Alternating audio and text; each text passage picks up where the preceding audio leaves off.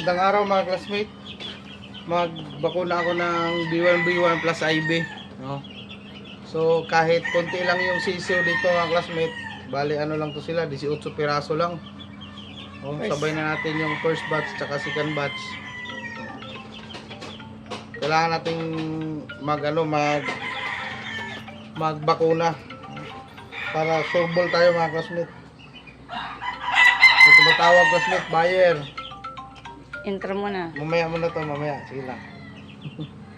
So, intro muna kay Mrs. Rugby to na channel. Alright.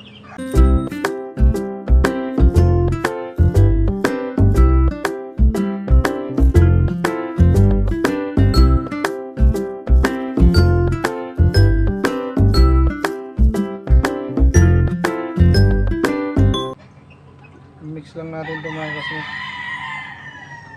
Mix lang mga classmate. Ito yung powder niya, oh.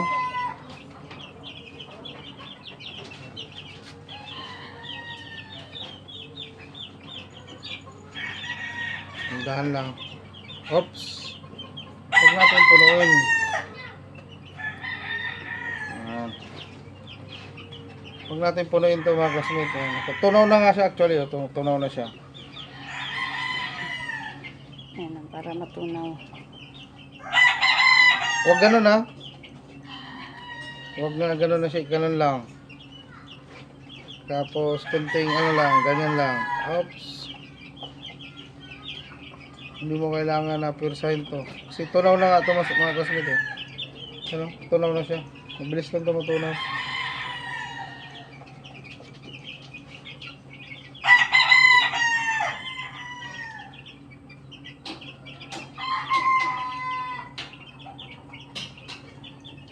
Tapos isalin na natin dito lahat. Balik. Ganda lang mga kasi.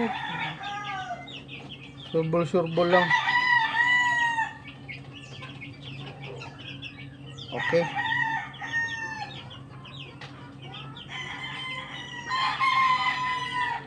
Wala lang kabato dito mga classmate kay itong kuha na to.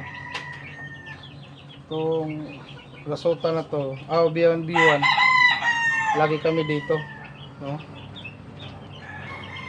So sa akin dito yung Marix lang, hindi ako naglalagay ng Marix. So start na ako mga classmate.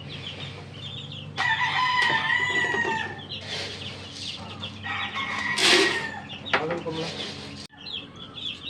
So ito mga classmate, no? Ito is 450 to 500 pesos. Pero hindi nga abot halos ng 500 to. Kadalasan nga 450 lang to. No? More or less. No? So kung ang manok yung mga classmate is 10 lang yung napisa. Lalo na sa mga backyard. Yung iba hindi na magbibigay ng ganito kasi konti lang naman eh. Di ba? Tapos sinahayaan lang hanggang sa paglaki. 3 months old, 2 months old, 3 months old, 4 months old. Siponin na yung manok. Tapos magtatanong anong gamot ng sipon. Bakit pabalik-balik ang sipon. So yun mga classmate, no? Pag ganyan kasi wala kayong ganto, hindi kayo nagbabakuna. Yan yung halos ang bakuna mga classmate, ang target is respiratory diseases, no? Mga sipon, halak, halos naman kasi ganyan ang kadalasan. So ito 450, palagay natin 450 no sa inyo, o 500 maximum. Hindi kayo nagbakuna. Tapos pag nagkasakit ang manok, amtel kayo ng amtel, bigay kayo na kung ano-ano, tapos after 1 week, after 2 weeks, andyan na naman. Mas malaki ang gastos, di ba? The worst na senaryo na mangyayari, baka mawala pa yung manok, no? Mamatay, sa madaling sabi, no? So, ito advisable talaga to mga classmates. Bakuna talaga, proper feeding. Kahit less na yung vitamins nyo mga classmate, basta proper feeding and bakuna, yan ang tandem, 100% hindi ganun kasakitin o hindi sakitin ang manok nyo, no? So proceed na tayo.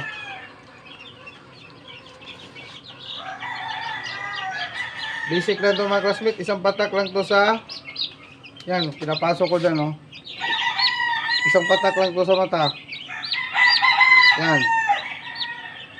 Tapos okay na siya. Ayan lang natin. Pwede rin siyang patakan sa ilong. Kasi katulad ito, marami itong mga classmate. Pero kahit gaano kadami ang ilagay nyong bakuna, ganun pa rin yung epekto. Pag ilagay nyo naman sa ilong, pwede naman din. Yan. Hihigupin niya lang na, no? Wala na. Yan, hihigupin niya lang yan. Sisip-sip. So, hindi yan pabilisan. Ano isa? So, hindi pa.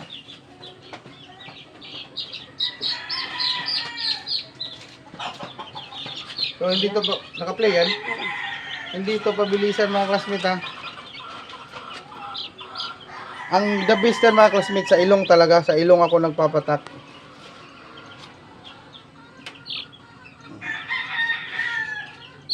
Yan. Hindi siya hindi ganun lang.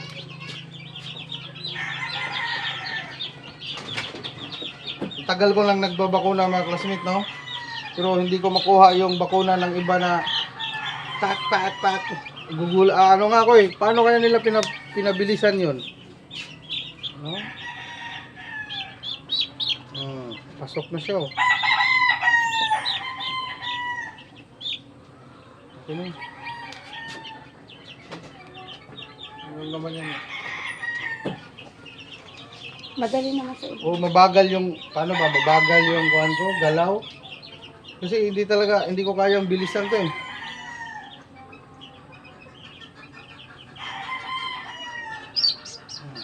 Masakit sa ilong mo. Sasaktan sila kay. Siyempre, patakan ba naman yung ilong mo, classmate? May reaction talaga.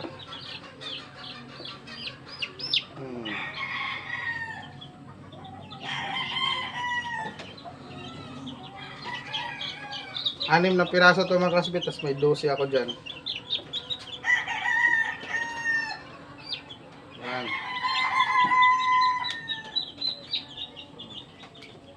Okay na sila. Ayos na yan. Then after 1 week, gamitan natin ng Lasuta plus IB. Tapos, example lang mga classmate ha. Ito, ganito kasobra. Huwag na itong anuhin mga classmate na itago nyo. Ano? Kung may kapitbahay kayo, ibigay nyo. No? Pero kung okay na sa kanila doon, hindi nila kailangan, lagyan nyo muna ng chlorine bago nyo ilibing para sure ball kasi ito tanggal sa chlorine to. Sunrox mga classmates, Sunrox. Ilagay nyo lang sa timba, tapos ibabad nyo sa Sunrox, tapos yun na. Dali lang. Go. Ito mga classmates oh. Lalaki. Babae, lalaki.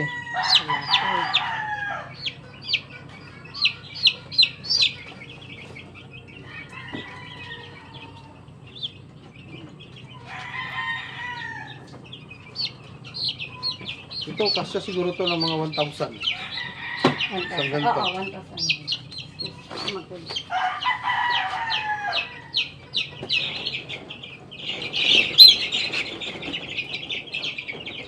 Patak lang talaga sa mga classmates eh.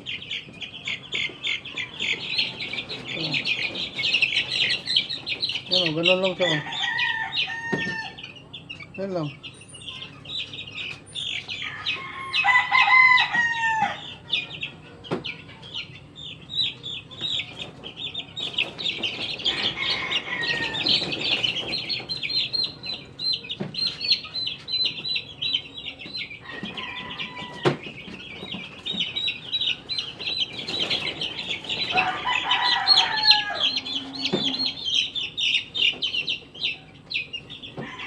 Hapon pala ngayon mga classmate, no? Alas 5 ng hapon.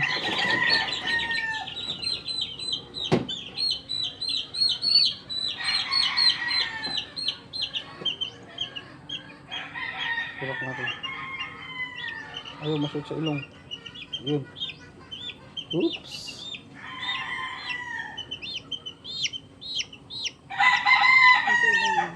Wait lang. Yun. Ay, hindi. Oh, yun. Sumubra mga classmates, sumubra.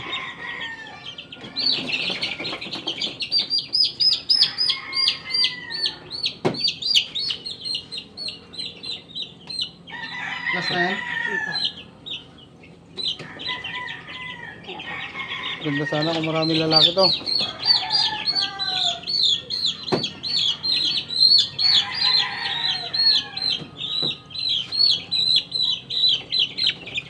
Wala lang ilaw to mga classmates sa gabi. Hindi na namin nilalagyan ng ilaw.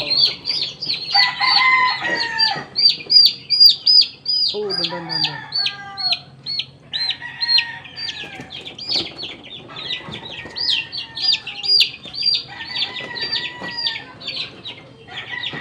Tapos yung pakain nila is 5 AM. Pwede nang bigyan kagad. Kaya gutom na. Kasi overnight silang walang kain. Pag ano na mga classmate ha, pag di old, siyempre may ilaw pa yan. Mga iba. Mga 1 week old mga classmate, yan. Pwede na yan. Wala nang ilaw yan. Pero may heater kami classmate. Lalagyan namin ng heater. Ito, okay na to. Tapo na yun ha. May bulb kami dito na walang ilaw. Pero heater lang. Peter. Mas maliksi yung sisiw sa umaga. Ito, wala na. Kita natin. Para lamig. Ito mga classmate. 50 watts. Di ba? 100. 50, tsaka 25 yung isa. 50. 50 watts. 50 yung isa. Ito lang yung ano nila doon sa ilalim. Init. Tapos lalagyan ng newspaper sa ilalim din mga classmate. Para hindi maano yung lamig papasok. Lalo na ngayon magdi-December. Mas malamig siya. So yun lang mga classmate. Paalam ka na. Paalam ka. I-vlog niya to eh. So, yun lang ulit mga classmate. God bless po. Mabuhay po lahat ng sabongero. Sabongero.